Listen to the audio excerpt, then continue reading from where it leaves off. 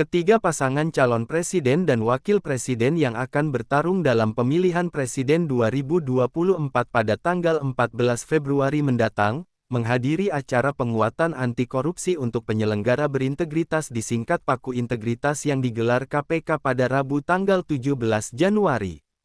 Ketiga pasangan calon, yakni Anies Baswedan Muhaimin Iskandar, Prabowo Subianto Gibran Rakabuming Raka, dan Ganjar Pranowo Mahfud MD, menegaskan komitmennya dalam penguatan anti korupsi. Dalam acara Paku Integritas, ketiga pasangan calon juga sempat memaparkan pandangannya terhadap upaya pemberantasan korupsi di tanah air. Dan kita menyadari Indonesia, seperti yang disampaikan, didirikan oleh orang-orang yang berintegritas. Dan contoh-contoh seperti Muhammad Hatta, Hugeng, Baharudin Lopa, dan akhir-akhir kemarin adalah Pak Artijo Alkostar, adalah contoh pribadi-pribadi berintegritas yang saya rasa harus kita kembalikan lagi di Republik ini. Ini persoalan yang amat serius, yang tidak boleh kita anggap enteng dan sederhana. Tadi disampaikan tentang Corruption Perception Index yang menurun, SPI, IPAK yang tadi ditunjukkan. Kami melihat ada problem yang amat serius di dalam kepercayaan publik terhadap pemberantasan korupsi. Yang itu juga tercermin. Bulan lalu ada survei CSIS terhadap lembaga-lembaga pemerintahan, dan di antara lembaga pemerintahan paling rendah kepercayaan adalah DPR, dan di atas DPR adalah KPK. Justru KPK bukan lembaga yang paling dipercaya, tapi termasuk lembaga yang paling rendah kepercayaannya. Karena itu kami ke depan berkomitmen untuk bisa melaksanakan beberapa hal.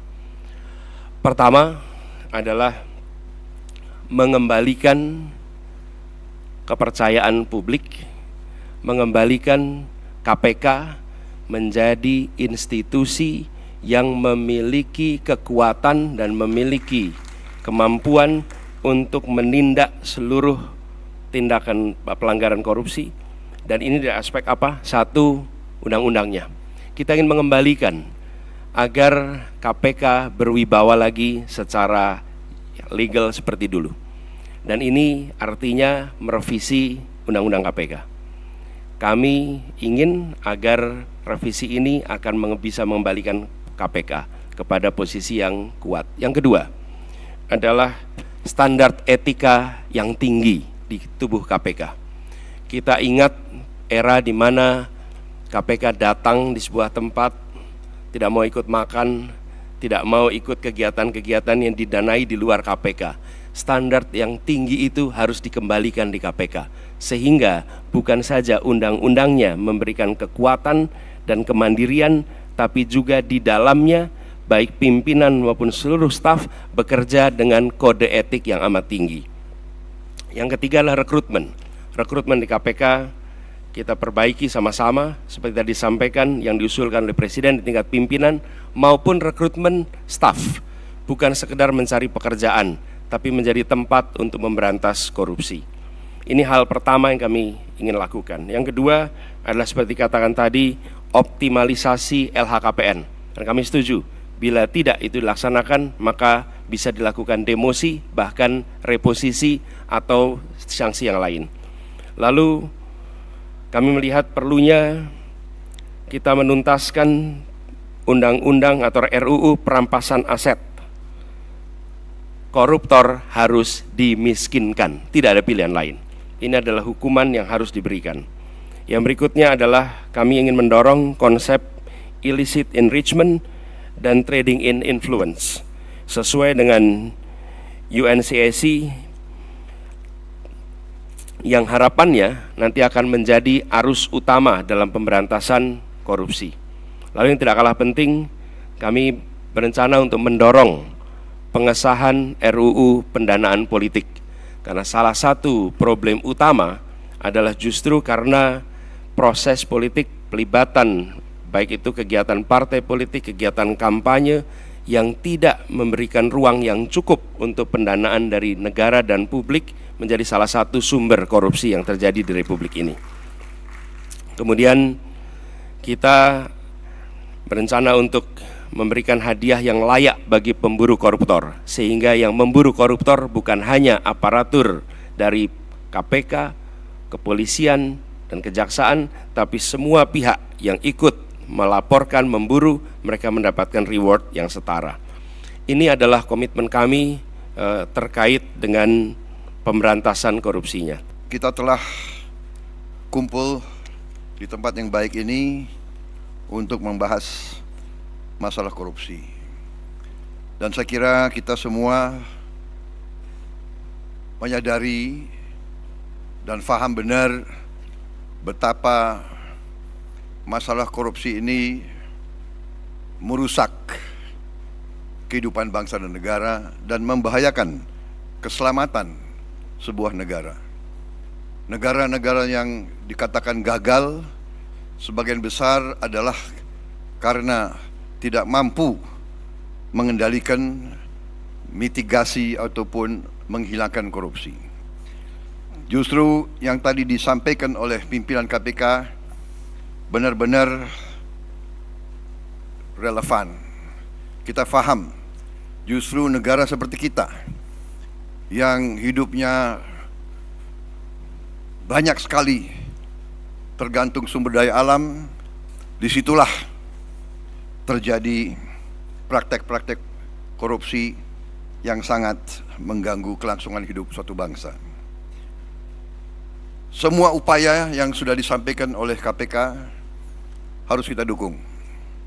Dan saya bertekad untuk mendukung dan untuk manakala saya nanti bersama Saudara Gibran menerima mandat dari rakyat, saya bertekad untuk memimpin upaya pemberantasan korupsi dengan sungguh-sungguh dan dengan total. Saudara-saudara sekalian, pendekatan yang sudah dilakukan itu sudah benar. Pendekatan pendidikan, kemudian pencegahan dan penindakan, itu sudah benar, harus kita tingkatkan. Tetapi saya memandangnya dari segi sistemik, dari segi realisme. Jadi menurut pandangan saya, kita harus dengan secara realistis mengatur kualitas hidup semua pengambil keputusan yang mengendalikan roda pemerintahan, terutama yang memegang anggaran besar. Kualitas hidupnya ini harus dijamin dan diperbaiki. Contoh, hakim di negara-negara yang maju yang harus kita pelajari, hakim-hakim, apalagi hakim tertinggi, hakim agung, itu dijamin jabatannya seumur hidup. Dia hanya bisa berhenti apabila dia sakit, dia minta berhenti, atau dia meninggal. Itu di Amerika, itu di Inggris. Kemudian Ketua Mahkamah Agung adalah pejabat negara yang gajinya tertinggi. Kediaman resminya lebih besar, atau lebih besar dari Perdana Menteri. Itu di Inggris. Hakim-hakim itu dijamin penghasilannya begitu besar sehingga bisa dikatakan dia tidak ada insentif untuk korupsi sama sekali. Ini yang saya anggap pendekatan sistemik dan pendekatan realistis. Pejabat-pejabat yang memegang anggaran besar, kualitas hidupnya dan penghasilannya harus sesuai. Sekarang direksi perusahaan swasta, bahkan perusahaan BUMN, gajinya jauh lebih besar dari Panglima TNI, dari dirjen-dirjen, dari menteri-menteri yang memegang anggaran negara yang triliunan. Ini saya kira harus kita mendekatinya secara realistis. Ini keyakinan saya. Jadi kita perbaiki kualitas hidup, kita tingkatkan gaji-gaji semua pejabat, semua penyelenggara negara, Kita mampu, saya sudah hitung dengan tim pakar saya, Indonesia negara kaya bukan negara miskin. Kita mampu, kita tingkatkan kualitas hidupnya, kita jamin kualitas hidupnya dengan berbagai sistem. Dengan demikian kita tegakkan semua undang-undang yang perlu ditegakkan. Bila perlu pembuktian terbalik, tidak perlu kita tunggu delik pengaduan, tetapi seorang pejabat yang mau menjabat jabatan penting harus transparan, harus bisa dilihat. Karena itu saya sangat dukung LHKPN untuk ditegakkan dan diberi sanksi manakala LHKPN itu tidak jujur. Semua kekayaan harus dilaporkan. Jadi intinya demikian, pendekatan secara realistis, sistemik.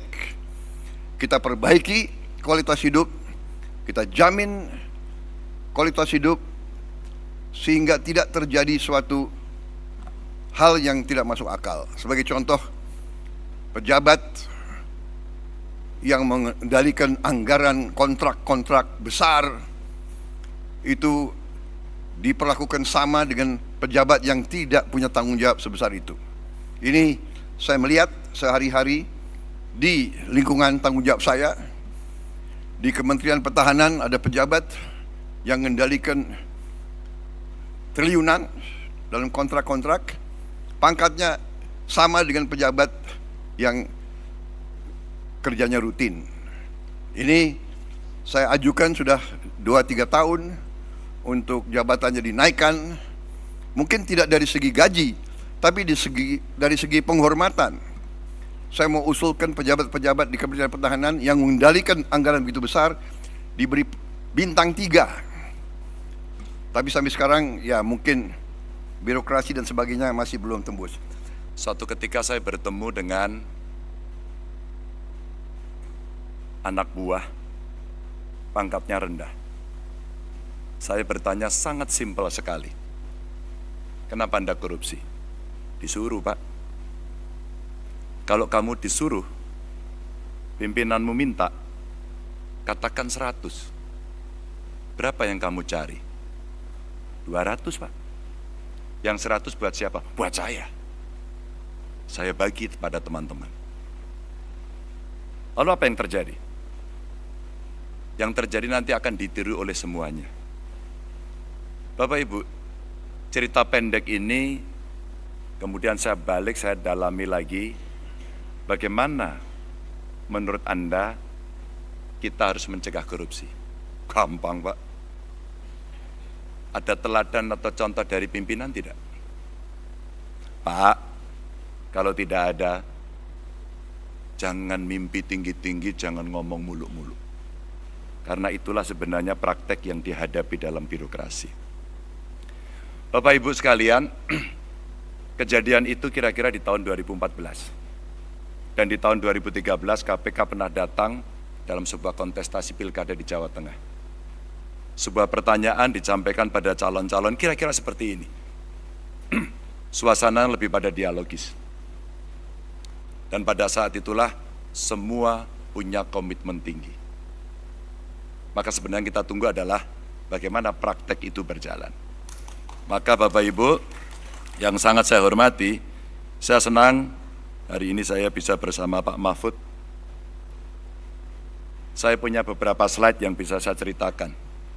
Pada saat saya bertemu dengan pengusaha, awalnya terjadi cerita atau rumors bahwa ya kalau Pak Ganjar dengan Pak Mahfud jangan-jangan ini dilibas semuanya ini. Lalu kami mengkonfirmasi kepada para pengusaha, benarkah kejadian itu? Benarkah perasaan itu yang Anda rasakan? Tidak, Pak. Kalau kami berusaha dan ada kepastian hukum, maka pada saat itulah sebenarnya kenyamanan kami akan terjaga. Kami hanya memberikan contoh saja, bahwa komitmen itu ditunjukkan dengan evidence base. Dengan sebuah bukti seperti apa yang tadi ditampilkan di depan. Yang berikutnya juga, bagaimana kemudian dari komitmen itu mesti kita wujudkan dalam gerak nyata. Kami sebut sebagai gaspol, menggandakan anggaran, Bagaimana caranya? Pertumbuhan ekonomi dihitung betul-betul, governance dilakukan, hukum ditegakkan. Pasti pendapatan akan mengalir dengan baik, karena potensi kita tinggi. Yang berikutnya adalah sikat KKN. Dan birokrasi dipoles dengan digitalisasi. Karena kalau regulasi sudah baik, sistem kelembagaannya sudah baik, maka aktor yang mesti kita pilih juga harus baik. Maka pada tingkat berikutnya Bapak Ibu, kami punya beberapa catatan yang bisa saya sampaikan kepada Bapak Ibu sekalian. Inilah beberapa cara mencegah menurut kami. Yang pertama, digitalisasi sistem keuangan, dan dengan cara digitalisasi sebenarnya penghematan bisa dilakukan. Transaksi tunai itu sulit untuk dilacak, maka mesti ada pembatasan. Kalau tidak salah yang 100 juta itu mesti jadi komitmen. E-budgeting, e-planning untuk transparansi dalam birokrasi menjadi sebuah kewajiban. Dan tentu saja transparansi anggaran, transaksi yang jelas asal-usulnya, serta anggaran yang benar-benar harus sampai pelaksana mesti dikontrol dari pemimpin tertinggi. Dan itulah dashboard yang dibutuhkan setiap hari untuk pemimpin melihat, memimpin pemberantasan korupsi secara langsung. Maka penguatan kelembagaan bisa dilakukan dengan, kalau tadi disampaikan Pak Gufron, koordinasi di antara kelembagaan yang ada, dari APH. Kewenangan penuh untuk investigasi yang mengembalikan independensi KPK. Dan ketika KPK independen, maka menjaga independensi dan integritas oleh aparatur di KPK itu penting. Tidak untuk bisa diintervensi oleh siapapun. Kejaksaan, kepolisian juga bisa mendorong transparansi proses untuk masyarakat dan penegakan hukum yang bebas dari intimidasi. Dan tentu saja instrumen LHKPN. Bapak Ibu, LHKPN bukan cerita yang sulit. Kami di ruangan ini pernah bersama-sama dengan DPRD pada saat itu mendapatkan penghargaan. Karena ketika macet ternyata kuncinya gampang. Undang KPN, suruh ngisi saat itu, selesai semuanya. Dan inilah pola-pola yang kita lakukan ketika koordinasi, supervisi, dan pencegahan kita lakukan. Melibatkan pemerintah dan KPK dan dunia usaha termasuk dunia pendidikan adalah cara pencegahan yang bagus. Dan penguatan LHKPN itu didorong dengan memperkuat sistem whistleblowing dari masyarakat yang dijamin kerahasiaannya dan tentu dengan anonim dan evidence base yang memang betul-betul terjadi. Bapak Ibu, regulasi yang punya efek jera ini betul-betul mesti didorong agar konflik kepentingan bisa kita jaga untuk tidak terjadi adanya konflik itu. Dan tentu saja menegakkan kode etik, lalu mengawasi kekayaan yang tidak sesuai dengan profil tadi di LHKPN, dan meminimalisasi rangkap jabatan. Dan lalu, kalau itu tidak jera, deterrent efeknya adalah memiskinkan koruptor. Saya kira Nusa Kambangan tempat terbaik untuk itu. Dan Bapak Ibu, wajib pengenaan tambahan pasal terkait dengan TPPU dan pengesahan RUU perampasan aset. Inilah respon yang bisa kita berikan dengan cara yang cukup gamblang. Bapak Ibu sekalian, sekali lagi, komitmen ini bisa berjalan kalau ada contoh. Maka sinergi antar lembaga menjadi penting. Kenapa TNI menjadi penting? Kita melihat yang illegal ekonomi, termasuk tadi tambang-tambang ilegal, apalagi yang di perbatasan, rasanya penegak hukum perlu dibantu. Karena situasi-situasi yang sulit, yang kadang-kadang mereka di-backup oleh kekuatan-kekuatan yang luar biasa, maka tindakan luar biasa juga harus bisa dilakukan, tanpa itu tidak akan berjalan. Peningkatan transparansi untuk penanganan kasus korupsi sehingga orang tahu sampai di mana, berjalan atau tidak, dan mempererat koordinasi antara penegak hukum yang tadi disampaikan, termasuk cross-check berkala anggaran dari seluruh lembaga yang mengelola anggaran, termasuk publikasi hasil audit lembaga. Ini untuk meningkatkan kepercayaan masyarakat. Apapun dalam pemerintahan, dalam kekuasaan, kepercayaan adalah nomor satu. Kalau tidak merosot, KPK sendiri mengakui itu. Inilah rebound yang mesti kita lakukan, karena penanganan korupsi bukan hanya tanggung jawab KPK, tapi tanggung jawab kita semua. Paku Integritas merupakan program KPK sejak tahun 2021 melalui Kedeputian Bidang Pendidikan dan Peran serta Masyarakat untuk menguatkan komitmen anti korupsi dari para penyelenggara negara.